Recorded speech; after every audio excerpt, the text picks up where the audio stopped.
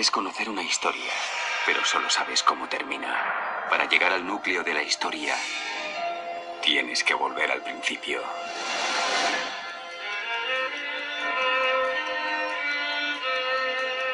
En el año 1513 a.C. se produjo el éxodo del pueblo de Israel. Cruzaron el Mar Rojo y 3 meses después acamparon en el desierto de Sinaí. Allí Dios prometió: y ahora, si ustedes obedecen estrictamente mi voz y verdaderamente guardan mi pacto, entonces ciertamente llegarán a ser mi propiedad especial de entre todos los demás pueblos, porque toda la tierra me pertenece a mí, y ustedes mismos llegarán a ser para mí un reino de sacerdotes y una nación santa. Estas son las palabras que has de decir a los hijos de Israel. De modo que el pueblo respondió y dijo: todo lo que Jehová ha hablado estamos dispuestos a hacerlo. Inmediatamente llevó Moisés a Jehová las palabras del pueblo. Jehová entonces procedió a dar los 10 mandamientos. Estos daban énfasis, entre otras cosas, a la devoción exclusiva a Jehová. Sin embargo, pronto desobedecieron a Dios y se hicieron una imagen de oro para adorar a Dios, cuestión que la ley prohibía. Estas y otras sublevaciones provocaron que Dios los castigase y los dejó vagando por 40 años por el desierto. Tras casi 40 años vagando por el desierto, en el año 1473 a.C., Dios introdujo a Israel en la tierra prometida y los ayudó a limpiar la tierra de todos los enemigos. Esta tierra estaba llena de inmoralidad sexual, donde era común el sacrificio de niños. Después de vagar por casi 40 años por el desierto y en las puertas de la tierra prometida, Israel fue hacia el este para entrar por Edom, pero fracasó. En el norte los israelitas se encontraron con obstáculos que les puso el rey de los amorreos, Og de Basán, pero Israel los derrotó y ocupó su territorio. Entonces los israelitas se dirigieron hacia Moab, al este del Jordán. Temerosos por los que se les avecinaba, su rey Balac mandó llamar a Balaam para que emplease adivinación y causase una maldición a Israel. Cuando Balaam partió, un ángel lo detuvo y su asna le habló de manera milagrosa. Y cuando intentó maldecir al pueblo de Israel, Dios lo impidió, y en vez de maldecir, bendijo al pueblo de Israel. Tiempo después, mediante Moisés, Jehová recordó a Israel la importancia de sus leyes. También hizo que Moisés ajustase cuentas con los madianitas por la parte que desempeñaron en seducir a Israel para adorar a Baal de Peor. Quizás esta parte de la Biblia, donde un asna habla y un hombre no consigue articular las palabras que desea, parece ficción. Sin embargo, ciertos descubrimientos arqueológicos han hecho que muchos cambien su opinión, pues Balaam vivió en el siglo XV a.C., en la parte superior del valle del Éufrates. En el libro bíblico de Números, escrito por Moisés, se dice de Balaam: la expresión de Balaam, hijo de Beor, que llegó a ver una visión del Todopoderoso mientras caía con los ojos destapados. Pues el nombre de Balaam apareció en una inscripción en la ciudad de Deir Alá, que ahora se encuentra en el Museo Arqueológico de Amán, en Jordania. El texto dice: inscripción de Balaam, el hijo de Beor, el hombre que es adivino de los dioses. Los dioses vinieron a él de noche y dijeron a Balaam, hijo de Beor, y él lloró. Y su pueblo vino a donde él y dijo a Balaam, hijo de Beor, ¿por qué lloras? Por lo que esto confirma que Balaam existió, y confirma de manera indirecta la existencia de otros personajes como Moisés. Después los israelitas conquistaron Jericó y tras la muerte de Moisés, Josué envió 2 hombres como espías diciendo: vayan, den un vistazo a la tierra y a Jericó. Mas Dios mediante un ángel explicó a Josué cómo tomaría la ciudad, que estaba bien protegida. Los israelitas durante 6 días marcharon una vez al día alrededor de Jericó, seguidos por 7 sacerdotes que tocaban los cuernos, hasta el 7º día, que marcharon alrededor de la ciudad 7 veces. Cuando tocaron los cuernos en su última vuelta, lanzaron un fuerte grito de guerra y las murallas de la ciudad se desplomaron. Luego los israelitas entraron en Jericó y mataron a sus habitantes, menos a Rahab y a su familia. Jericó fue una ciudad depravada que, según la Biblia, fue derrotada por causas sobrenaturales, cuyas murallas se desplomaron de golpe sin intervención humana. Sin embargo, para muchas personas este suceso es pura ficción.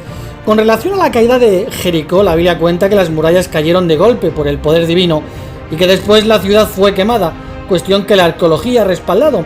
En Josué leemos: entonces el pueblo gritó, cuando ellos procedieron a tocar los cuernos, y aconteció que, tan pronto como el pueblo oyó el sonido del cuerno y el pueblo se puso a lanzar un fuerte grito de guerra, entonces el muro empezó a desplomarse y quemaron la ciudad con fuego y todo lo que había en ella.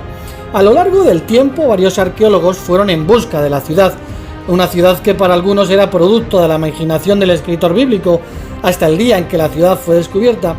Cuando la ciudad fue descubierta, se cambió el ataque hacia el relato bíblico y dijeron que los sucesos, como los cuenta la Biblia, son falsos.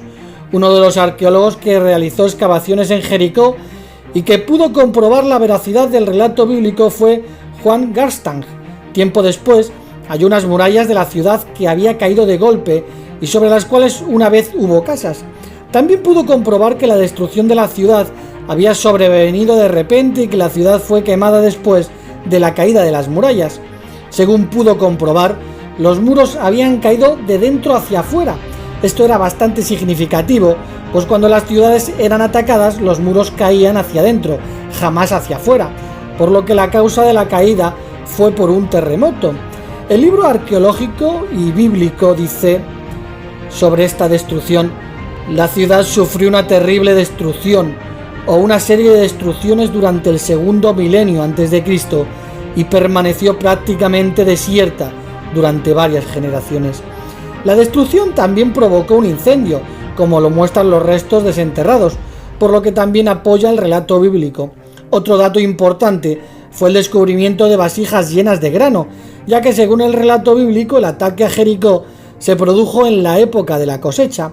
Por lo tanto, se sabe que su escritor vivió en esa época y que todo lo narrado sucedió.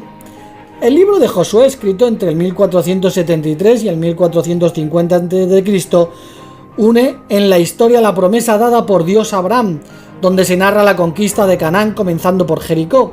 A la conquista de Jericó le siguió la derrota de Ai. Según el relato bíblico, esta ciudad fue capturada y quemada por los israelitas. La Biblia cuenta que después de la victoria sobre Jericó, unos 3.000 soldados israelitas atacaron Ai, pues los espías habían dicho de sus habitantes que eran pocos. Sin embargo, cuando atacaron a Ai, Jehová retiró su bendición e Israel fue puesto en fuga. Subieron a Ai unos 3.000 hombres del pueblo, pero se pusieron en fuga delante de los hombres de Ai, y los hombres de Ai lograron derribar de ellos a unos 37 hombres. Y es que cuando los israelitas cruzaron el Jordán, Jehová dijo que las primicias de la conquista de Jericó pertenecía a Jehová, por lo que su plata y su oro tenían que entregarse para el tesoro de Dios.